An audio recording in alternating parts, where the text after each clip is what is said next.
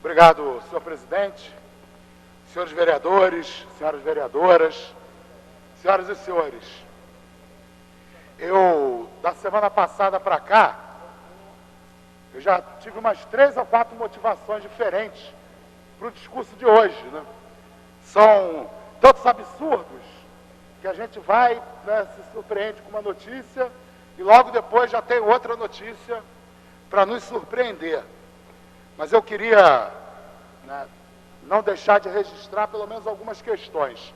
A primeira delas, né, foi a descoberta que os 300 garis, que o Eduardo Paes dizia que está fazendo greve, na verdade os 300 não eram 300 garis, eram 300% de aumento para os conselheiros da Conlurb.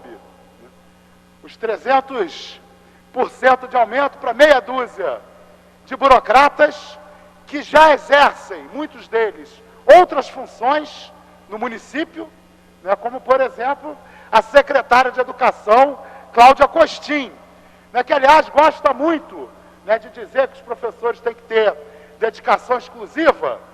E eu acho que a secretária de Educação devia ter dedicação exclusiva também, né? Aí eu queria saber onde que ela está furando, né?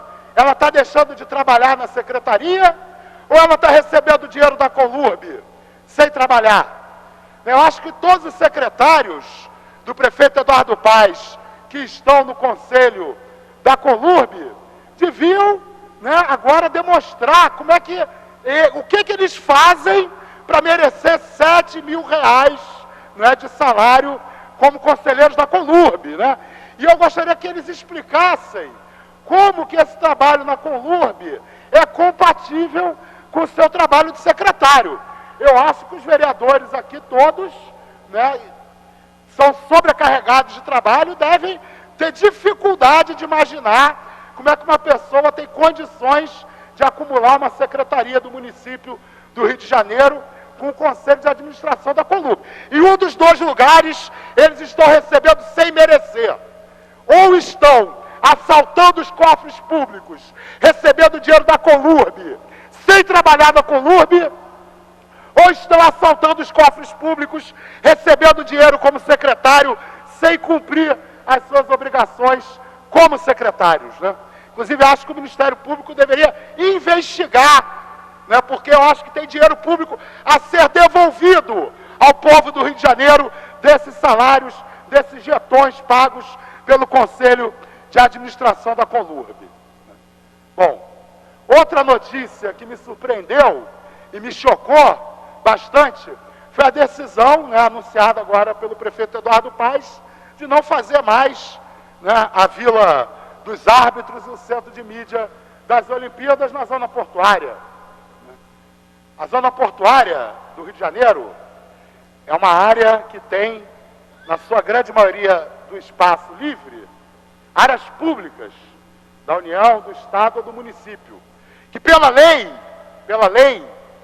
só poderiam ser utilizadas como local para habitação popular ou para construção de repartições públicas. Aí esse talvez o maior assalto aos cofres do povo carioca durante o governo Eduardo Paes, foi criada uma companhia de economia mista, né, que tem recebido em doação os terrenos da região portuária.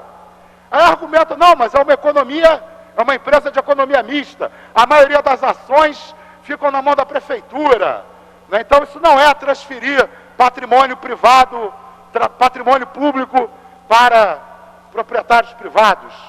Só que, como uma empresa de economia mista, a maioria das ações com direito a voto ficam com o governo. Mas a maioria das ações com direito aos dividendos não precisam ficar com o governo. Podem estar todos na iniciativa privada. Então, uma empresa de economia mista que recebe doação de terrenos públicos e vai distribuir lucro com seus acionistas privados. E aí, algo que amenizava um pouco essa situação era a notícia de que, né, haveria a possibilidade de moradias populares a partir dos investimentos para a Olimpíada na zona portuária. Eu não acreditava que haveria esses investimentos, mas existia esse discurso.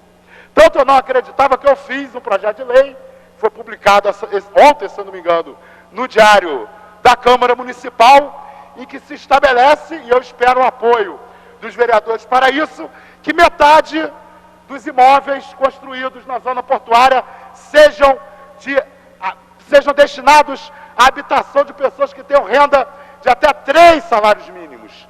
3 salários mínimos. Isso é importante, porque nós precisamos começar a quebrar o apartheid social que vem sendo construído nessa cidade desde 1902 pelo prefeito Pereira Passos, que é estabelecer um núcleo rico da cidade, na zona central, na zona sul, na Tijuca, e estabelecer que os pobres têm que morar nos subúrbios da Central e da Leopoldina.